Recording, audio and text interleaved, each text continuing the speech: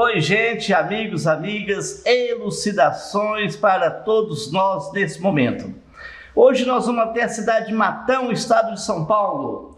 Nós vamos conversar, vamos receber uma ajuda total de orientações do nosso amigo e companheiro Orson Peter Carrara. Ele que é estudioso, ele que é escritor espírita, é um excelente expositor e vai falar aqui pelas nem sei quantas vezes já falou com a gente. É um braço direito do programa Elucidações Espíritas, sempre nos informando e passando para nós alguns dados, algumas informações para a gente trabalhar com os nossos expositores espíritas de todo o Brasil. O tema é um livro que ele lançou, né, depois de 25 anos, do primeiro livro que ele colocou para todos nós, né, que ele editou. Depois de 25 anos ele vem com esse livro, Causa e Casa Espíritas, né? Com Orson Peter Carrara. Seja bem-vindo, meu irmão, tudo bem com você? Ô Maurinho, que alegria estarmos aqui no Elucidações Espíritas, falando para a grande Uberlândia. Quantas vezes fomos aí a Uberlândia pelas vias da emissora de rádio, e agora é com áudio e som, com áudio e imagem. É outra conversa. Estou muito agradecido e realmente a nossa saudação aos telespectadores do Elucidações Espíritas, que tantas vezes alcançou a audiência, o coração de tantos ouvintes, agora com imagem. É uma honra muito grande. Realmente, eu não sei dizer quantas vezes nós aí estivemos com um programa que nos premia com as elucidações espíritas. Muito obrigado, Mauro. Muito bem, Orson, vamos marcar depois só vindo em Uberlândia, né? Depois você agenda aí para nós. Deve estar lotada, né? Esse livro, Causa e Casa Espíritas, você falou que lançou em 98? Pois é, Maurinho, esse livro, eu escrevi ele em 98, ele foi lançado em 1999, ele foi o meu primeiro livro, e eu hoje sou autor de 22 livros. E a editora Allan Kardec de Campinas resolveu relançá-lo. Ele estava esgotado há bastante tempo, então aqui está Causa e Casa Espíritas, 25 anos depois. Porque eu praticamente o reescrevi, porque ele é um livro que, na época em que eu escrevi, em 1998, eu ainda me reportava, por exemplo, para citar apenas um exemplo, ao retroprojetor, quer dizer que hoje é peça de museu, né? Então, nós tivemos que reescrever o livro, ele foi atualizado, reescrito, praticamente o reescrevendo novamente, ele foi lançado agora no mês de maio de 2023, uma edição atualizada, por isso o nome 25 anos depois. Como você pode ver, o título do livro chama a atenção para a causa espírita, mas ao mesmo tempo, a casa espírita. As palavras se assemelham na pronúncia, mas elas têm significações muito diferentes. Quando imaginamos a causa, nós queremos pensar e pensamos no espiritismo em si, que por si só é uma ciência sólida, com desdobramentos filosóficos intensos e, naturalmente, com consequências morais. Essa é a causa espírita. A finalidade do espiritismo não é fazer passe, não é fazer palestra, não é escrever livro, não é conversar com os espíritos. A finalidade do espiritismo prioritária, conforme definido por Allan Kardec, é a nossa melhora moral. Esta é a causa espírita. Ocorre que a causa espírita inspirou o surgimento das casas espíritas, onde os adeptos do espiritismo, pessoas que se interessam pela temática, resolveram, desde a época de Allan Kardec, que fundou o primeiro centro espírita do planeta, no dia 1º de abril de 1858, para cá, muitas instituições foram fundadas, inspiradas pelo espiritismo, surgindo as casas. Agora, as casas, Maurinho e amigos que nos ouvem, as casas refletem o conhecimento de seus integrantes, de sua diretoria. Somos criaturas humanas, falíveis. Por isso, muitas casas se ressentem da nossa dificuldade humana. Por isso, como não há hierarquia do espiritismo, não existe um chefe do espiritismo,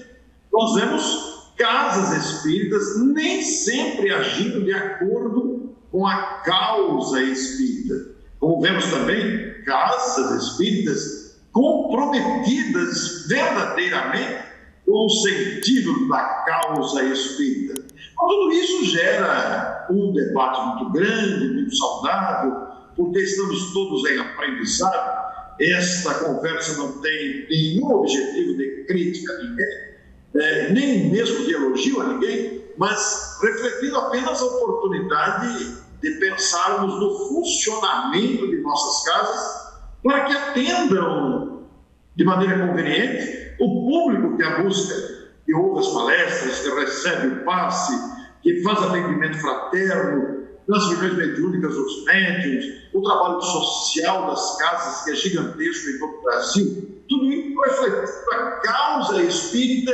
na atuação das casas espíritas. Em síntese, Maurinho, nós vamos nos lembrar aqui que a casa espírita obedece à legislação brasileira. A legislação exige, por exemplo, um registro de CNPJ, registro de ata, emissões, assembleias, etc., do ponto de vista administrativo.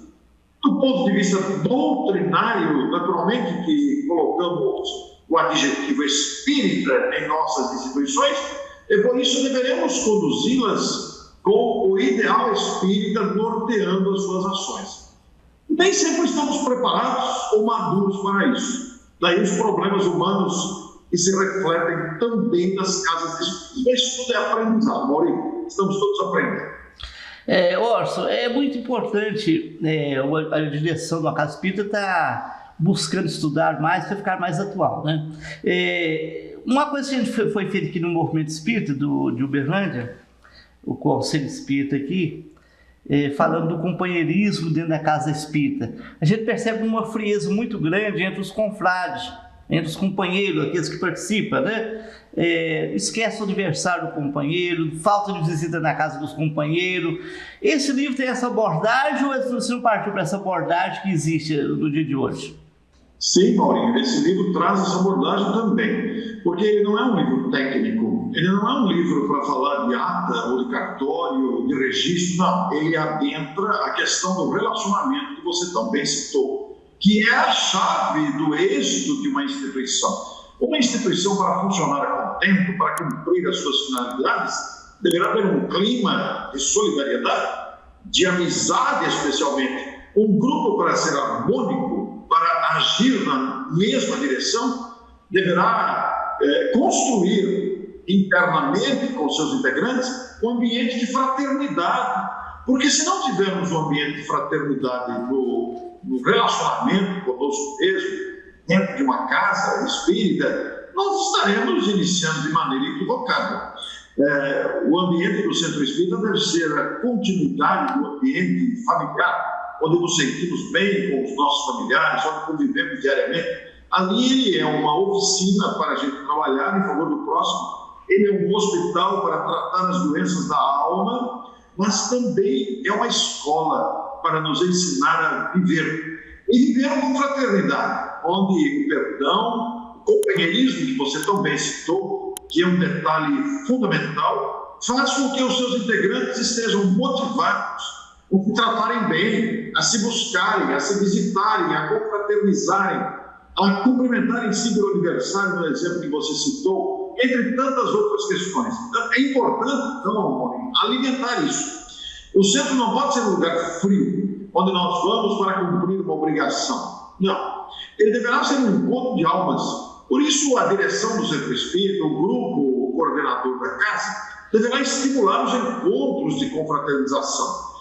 Poderia ser após a atividade doutrinária. Se esse horário for muito tarde, que todo mundo tem que voltar, porque pega ônibus, porque o horário é tarde, etc., poderá se programar uma atividade num sábado à tarde, por exemplo. Não precisa ser todo mês, não precisa ser toda semana. Pode ser no período que a casa determinar, cada 3 meses, cada 6 meses, uma vez por ano, mas que seja feita, seja criado um momento de confraternização. Porque esta confraternização, ela aproxima os integrantes, ela traduz aquele momento de amizade, de confraternização mesmo. Então isso pode ser feito no aniversário da casa, reunir os aniversariantes do mês, ou ao mesmo tempo num evento comemorativo do Dia do Livro Espírita, uma data espírita como o nascimento de Kardec, ou aniversário de Chico Xavier, ou o lançamento do Livro dos Espíritos, onde haverá sim o ambiente doutrinário característico próprio, mas haverá também na sequência aquele momento de confraternização que nós, os espíritas, gostamos muito, os comes e bebes, né? Todo mundo gosta do salgadinho, do suco, do refrigerante e principalmente do aperto de mão, da conversa boa, do abraço. Como é bom isso, Maurinho? Isso precisa ser alimentado, porque este ambiente de confraternização, de fraternidade, é que mantém a estabilidade e a harmonia das demais atividades de uma casa espírita. Isso é muito importante. Nós estamos entrevistando hoje um jornalista, né? Um jornalista e um escritor espírita, Orson Peter Carrara, da cidade de Matão, estado de São Paulo. E ele está falando aqui, comentando o lançamento do seu livro, que foi reeditado, né? Causa e Casa Espíritas. Essa frieza, o Chico Xavier já falava nisso. Eu lembro alguém falar que ele disse que uma casa espírita teria que ter duas reuniões. Uma reunião de estudo e uma depois que encerra os estudos lá de fora do centro. Um conversando com o outro. Que a correria em cidade maior, quase Uberlândia, a sua aí, a gente está muito preocupado em retornar para casa. Termina a reunião, já sai correndo. É uma dificuldade em conversar com o companheiro. E isso aí é a frieza que existe no nosso meio, né, Orson? Olha, nós vivemos um tempo muito tumultuado, né? Por isso que nós dissemos desde o início aqui que todas as nossas colocações aqui, elas não visam nenhuma crítica a ninguém, apenas a observação da realidade que cada um de nós vive. Porque o que acontece aí em Uberlândia, acontece aqui em Matão e acontece no Brasil inteiro.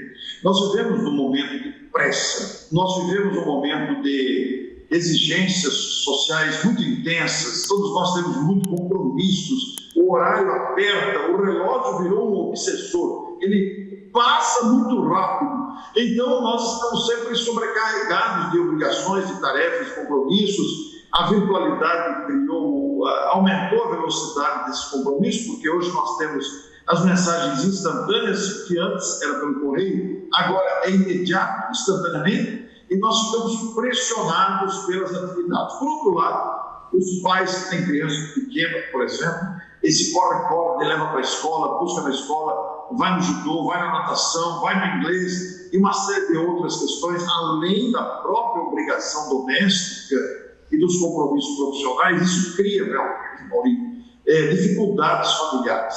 Mas nós temos que conviver com isso, e cada um vai saber administrar a seu modo a condução da própria vida. Por isso que nós não temos o direito de criticar ninguém quanto à forma com que vive, porque cada um tem o seu contexto. Mas cada um de nós, dentro do nosso contexto próprio, devemos naturalmente disciplinar e conduzir bem os nossos horários para que a gente também tenha tempo para o encontro, a conversa, como você disse, pós-reuniões, o bate-papo. Ainda que reduza-se o tempo da reunião ou comece a reunião mais cedo para sobrar um tempinho depois, essa alternativa tem que ser criada pela nossa criatividade, sem dúvida nenhuma. Eu falando com um companheiro uma vez, que a gente precisava estar mais dando mais apoio, as pessoas estão chegando. Aí ele falou assim: Maurinho, a doutrina espírita não tem dízimo, não tem interesse de dinheiro, então as outras fazem o que tem interesse em pegar recurso, pegar dízimo. Eu falei, mas aí que mostra que nós temos que fazer sem nenhum interesse, aí que mostra a nossa habilidade e a nossa vontade de ter companheiros cada dia mais ao nosso lado. E é uma situação difícil, né, que eu encontro, que eu vejo nas grandes cidades, de deslocar para ir para o centro espírita, retornar, né, para casa. E a gente chega a um ponto de o cara está lá 2 anos, 3 anos frequentando uma casa espírita, você não sabe o nome completo dele. Parece isso aí a gente tem faltado, né? Eu confesso que da casa espírita que eu dirigi, eu coloquei um para conversar, porque eu não tenho tempo e nem muita tolerância, né, para estar conversando muito. É uma falha minha, né? Eu coloquei uma pessoa para falar, atende melhor do que eu fico muito corrido em fazer as coisas aqui dentro do centro. E a gente precisava destacar uma pessoa, né? Colocar uma pessoa à disposição também na casa espírita, assim como o passe, assim como a reunião fraterna. Tem uma pessoa também que fazia esse trabalho, né? Eu busquei uma pessoa para me ajudar, porque eu não tenho muito tempo de estar conversando com todo mundo que chega, e as pessoas estão carentes também, né? Estão muito carentes, eles querem ser ouvido. Pois é, você toca num ponto fundamental, que dá para a gente analisar sobre vários aspectos. Se você pensar na figura de um dirigente espírita, que é o presidente, ou talvez nem seja o presidente, mas o coordenador, ou pelo menos mesmo o colegiado que dirige um centro espírita, composto às vezes de 3 ou 4 ou 5 ou meia dúzia de pessoas, um centro espírita exige muitas providências. São muitas questões que precisam ser providenciadas. Isso se refere tanto ao ponto de vista administrativo, do ponto de vista das providências burocráticas mesmo. Não é fácil você fazer uma instituição funcionar. Normalmente quem vai ao centro vai à noite. Mas não imagina que durante o dia existem outras providências em andamento. O concerto, a pintura, uma providência cartorária, uma providência legal, etc. Tem muita coisa para fazer realmente. Muito bem, eu agora quero mandar um recadinho para você, papai, para você, mamãe, você que tem criança ou adolescente em sua casa. Procure uma casa espírita mais próxima do seu bairro e leve seus filhos para as aulas de evangelização. A evangelização é uma vacina contra o mal. Quem ama, educa. Quem ama, evangeliza. Papai e mamãe, leve seus filhos para as evangelizações. Eles precisam compreender, entender o que é Deus, quem é Jesus. E faça o investimento do seu filho, colocando ele no trabalho do bem. Né? É melhor você levar seu filho hoje numa religião do que você ter que buscá-lo amanhã na prisão. Esse é o recadinho desse dia de hoje. Nós estamos entrevistando Orson Peter Carrara, da cidade de Matão. Ele que é jornalista, escritor e um expositor espírita. 25 livros já publicados, depois nós vamos estar falando o nome deles. Orson, realmente a casa espírita ela vai crescendo, frequentadores chegando, e a gente tem que nos preparar para receber essas pessoas, né? Porque chegam pessoas precisando de apoio, de orientação, e eu percebo que a casa espírita, que tem uma pessoa ali que recebe bem, conversa bem, ela tem até mais frequentadores e tem mais união entre os companheiros, né? Então, assim, veja bem, qual a sua orientação que você passa para uma casa espírita que as pessoas pretendem melhorar ou abrir? Seria estudar o Evangelho, o Livro dos Espíritos, o Livro dos Médiuns? Como é que é? Porque a gente tem aquela cultura. Um amigo meu falou assim: "Mas eu já li o Livro dos Espíritos mais de 100 vezes, né, em grupo." O que você me fala? Eu acho que tem que continuar, né? Porque tem que continuar. Então, assim, o horário, você acha que o estudo tem que ser de 1 hora, 40 minutos, 30 minutos? Qual que são as sugestões que você poderia passar para nós? Maurinho, a sua pergunta é fundamental. Ela é extraordinária, essa pergunta. Cada casa espírita tem a sua própria realidade. Essa realidade, ela varia de acordo com o lugar, ela varia de acordo com a cidade, com o bairro, com o clima, com a região, com a cultura. É muito variável. A nossa realidade continental do Brasil propicia em cada localidade, em cada região, uma realidade própria. A doutrina espírita, por sua vez, uma ciência, filosofia, religião estruturada em bases sólidas da ciência, a ciência espírita, e com desdobramentos filosóficos, como dissemos anteriormente no início da nossa conversa, e consequências morais, visando a nossa melhora moral, tem um conteúdo disponível para todas as idades. Eu quero abrir um parênteses aqui antes de responder especificamente a sua pergunta, porque no intervalo você falou e convidou o pai e a mãe a levarem as crianças aos centros espíritas. E esta é uma tarefa essencial realmente. A casa espírita tem o dever de oferecer à família momentos para as crianças, para os adolescentes, para os jovens. E aí nós entramos num outro desafio, porque nós vivemos o conflito de gerações, os nossos adolescentes e jovens eles têm outra percepção de mundo, os nossos modelos das nossas gerações anteriores entram em conflito com os modelos da atualidade, e mesmo as crianças já não ficam mais satisfeitas em fazer desenho em folha de papel. Então, hoje, com a internet, as nossas crianças já usam celulares, as nossas crianças hoje precisam encontrar uma atividade dinâmica. Aí entra o preparo e a criatividade do evangelizador. E a casa precisa investir nessa área. Por outro lado, a mocidade espírita, que também sofre o conflito das gerações, se a casa espírita não tiver um modelo atual, um modelo dinâmico de atividade para os jovens, ela tem uma tendência de perder os seus jovens e as suas crianças. Mas a tarefa prioritária de uma casa espírita é a criança, porque a criança será o adulto de amanhã. A criança será o adulto equilibrado. Por isso, o dever da casa espírita, que também é dever dos pais, ir ao centro e não levar a criança, mas ir junto com as crianças. Aí o ideal é que a casa espírita faça uma reunião de pais, enquanto as crianças estão nas aulas das chamadas evangelização infantil, os pais estão conversando com outros coordenadores e orientadores, falando dessa importante missão materna-paterna. E, naturalmente, o centro vai usar da sua criatividade para incluir nesta conversa com os pais, psicólogos, espíritas, para falarem do espiritismo e da psicologia simultaneamente, orientando nos desafios da educação, que não são pequenos. Então, isso é muito importante. No meu canal de YouTube, Maurinho, eu tenho uma playlist com uma psicóloga e educadora, Águila E. Silveira, com o nome Preparo dos Pais.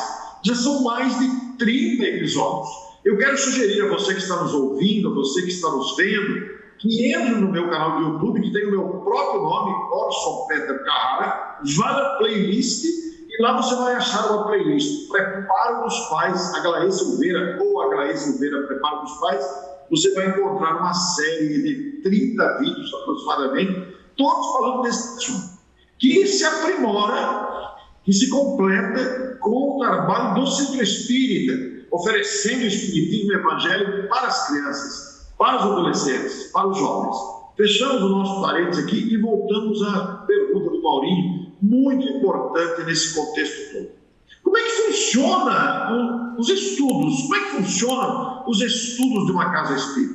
O Livro dos Espíritos é um livro básico. Dele se originou as demais obras da codificação, o Livro dos Médiuns, o Evangelho segundo o Espiritismo, o Céu e o Inferno e a Gênesis. Nós temos as outras obras complementares, o que é o Espiritismo, a Obsessão, Viagem Espírita em 1862, entre outros, além dos clássicos da doutrina espírita e os autores contemporâneos, através da mediunidade de Chico Xavier, Divaldo Franco, Chico Xavier, Divaldo Franco, Raul Teixeira, Ivone Pereira, entre tantos outros escritores encarnados também.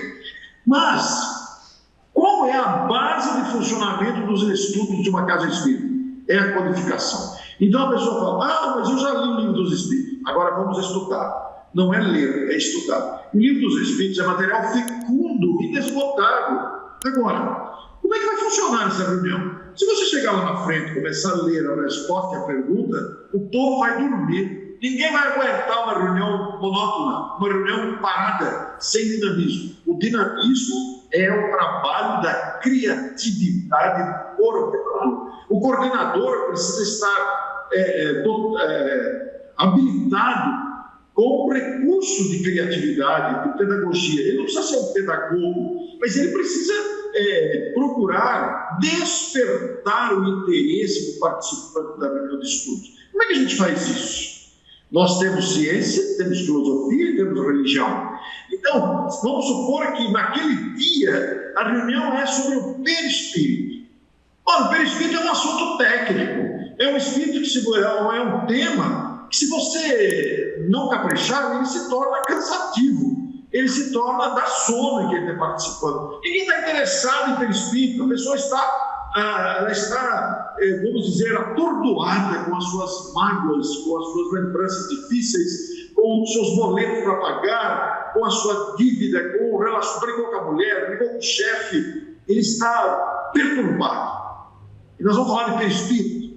Quer dizer, o coordenador de estudos, ele tem que aliar ao tema do dia, que existe uma sequência naturalmente, pode ser utilizado o livro dos Espíritos, integrar-se com o Evangelho, trazer o céu e o inferno. Ele pode utilizar apostilas conhecidas que o movimento espírita produziu para cursos, em sequência doutrinária dos estudos, mas a sua criatividade tem que entrar em campo. Ele precisa ter a sensibilidade de que, embora falando de um assunto técnico, o perispírito, por exemplo, incluir no assunto, de alguma forma, o conforto de quem está ali, porque você nunca sabe quem é que está na reunião do ponto de vista do que a pessoa está sentindo. Ali pode ter uma pessoa com ideia suicida, ali pode estar uma pessoa magoada, ofendida, angustiada, temerosa, ou uma pessoa agradecida, emocionada, feliz, de bem-estar por estar ali. Então você tem que alternar a abordagem técnica com a abordagem confortadora, trazer, incluir Jesus, trazer historinhas de Chico Xavier. Não precisa ser do Chico, pode ser outro, mas incluir. Você aborda o termo técnico, o assunto técnico, sim, mas inclui a ciência, inclui a filosofia, inclui a religião, numa mesma reunião e com a interação com os participantes. É preciso provocar a interação com os participantes. Isso o coordenador vai aprender. Ele pode aprender com outros, pode desenvolver-se por si mesmo, pode procurar meios e sugestões, mas ele tem que interagir. Por outro lado, o tempo da reunião, quanto vai ser? 45 minutos, 1 hora, 1 hora e meia? Vai ser feito um acordo de grupo. O grupo vai definir se 40 minutos é suficiente, é insuficiente, se vai para 50, se vai passar de 1 hora. Vai depender muito da realidade de cada grupo. E cada grupo, naturalmente, tem a liberdade de fixar o tempo da reunião. Mas a base é o livro dos Espíritos. Sim. Que dali vai se desdobrar. Você não precisa ficar preso exclusivamente ao livro dos Espíritos. Estudar não é ler a pergunta e ler a resposta. Ficar. Não. Então você lê a pergunta. O que significa essa pergunta? O que Kardec está tentando entender aqui? Aí você vai desdobrar, inclusive, o significado das palavras.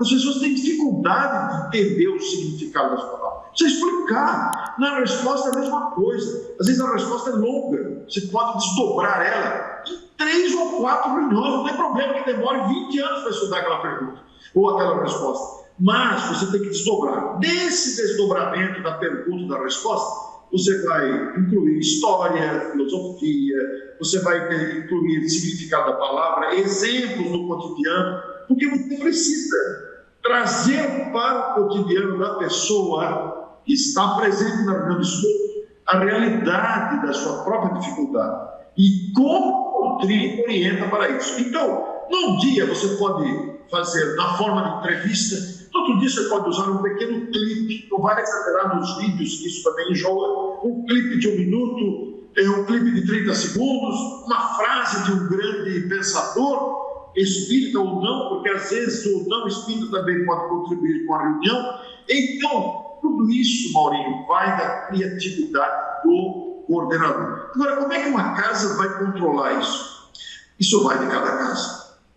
A casa precisa conhecer o dinamismo das pessoas e investir no dinamismo. Porque existem pessoas que vão fazer uma reunião de estudos, então está todo mundo no salão sentado, a pessoa fica lá na frente e a pessoa começa a falar assim: a caridade é a alma do Espiritismo.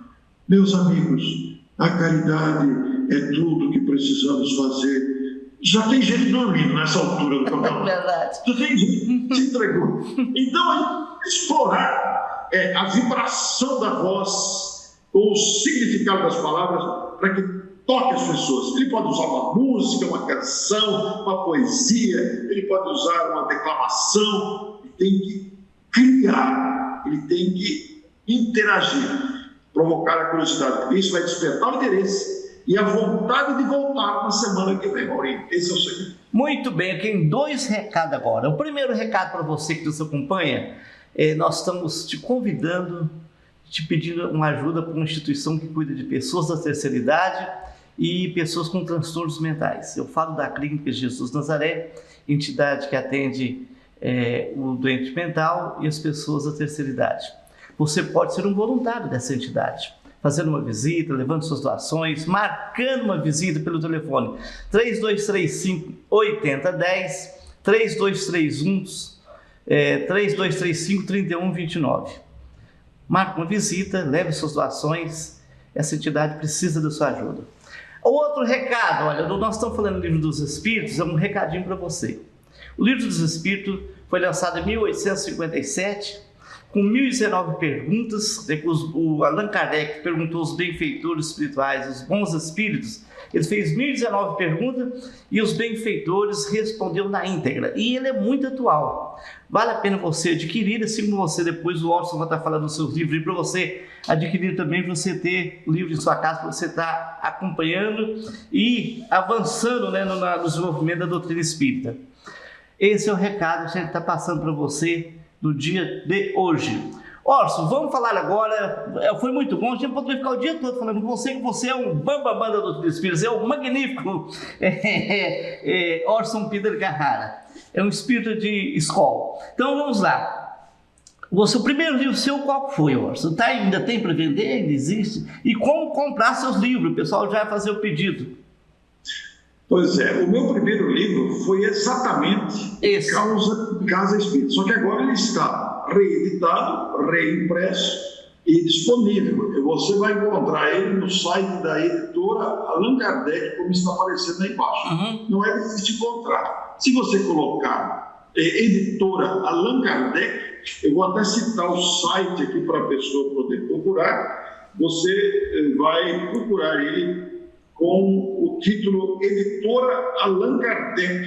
Aliás, perdão, é www.allankardec.org.br. E o WhatsApp da Editora Allan Kardec é o DDD 19, você pode anotar aí, 99-537-9953. 19-99-537-9953. Mas eu recentemente, antes de fazer a reedição do Causa e Casa Espírita, que foi o primeiro, né, que agora está reeditado, estava esgotado, o mais recente é esse aqui. Começa por uma ruptura e acaba por uma... Aliás, começa com uma alfinetada e acaba por uma ruptura. Esse livro foi editado pela Federação Espírita do Rio Grande do Sul. Então, se você quiser adquirir o livro, basta você acessar o site da editora, que é www.fergs.org.br. fergs.org.br. Esse livro, Maurinho, ele é fruto de uma afirmação do Espírito Paulo de Tarso, que está no livro O Evangelho segundo o Espiritismo. No capítulo 10, Bem-aventurados os misericordiosos, ele fala sobre o perdão das ofensas. Em determinado trecho da mensagem selecionada por Allan Kardec, falando sobre o perdão, ele fala assim: essa luta, que luta? A luta dos interesses variados, lutas domésticas, lutas entre cônjuges, entre sócios, entre amigos, lutas de interesses políticos, esportivos, culturais, artísticos. Luta, essa luta, vírgula, diz o Paulo, que começa por uma alfinetada, em algumas traduções está espinho, mas na tradução da Federação Espírita Brasileira está alfinetado. Que começa por uma alfinetada, a palavra alfinetada é derivada de alfinete, e nós, no idioma português, adaptamos isso para falar das cutucadas, das diretas propositais ou inconscientes. Começa por uma alfinetada e culmina com a ruptura. Que ruptura é essa? Não é a ruptura da tubulação de água, não. Também não é a ruptura do cabo de internet. É a ruptura dos relacionamentos. Quantas tragédias começam por causa de discussões e a ausência do perdão. A pessoa não perdoa e aí começam os problemas. Esse livro visa falar sobre isso. Então eu falei aqui do primeiro e do mais recente. Mas existem outros livros que escrevemos sobre a morte, sobre a reencarnação, sobre doenças, é uma série de livros, né? Então eles estão espalhados porque eles estão por várias editoras. Então a melhor maneira da pessoa procurar os meus livros é ir nas distribuidoras. Nós temos a Candeia e a Boa Nova, ambas são distribuidoras dos meus livros, exceto nesse caso que a pessoa pode comprar diretamente, como eu dei os telefones aí e os sites. Muito bem. Olha, foi um prazer enorme falar com você. Eu vou depois, a gente terminar aqui, marcar uma visita sua em Uberlândia, a gente fazer Uberlândia e região, né? Uma semana em Uberlândia e região. Olha, te agradecemos e que você receba muita luz no seu lar, para você e toda a sua família. Ô Maurinho, eu agradeço muito, quero me dirigir aqui aos telespectadores com a minha gratidão imensa por essa oportunidade, depois de tantos anos, lembrando os tempos de rádio, para mim é uma satisfação muito grande. Quero desejar a você que nos ouve muita alegria, muita harmonia no coração, convido você a visitar o meu canal de YouTube, que está no meu nome pessoal, onde há muitos conteúdos à disposição. Muito obrigado, Maurinho, muito obrigado a vocês todos que nos ouvem. Um grande abraço e até breve. Gente, vamos retornar semana que vem. Fique com Deus e um forte abraço.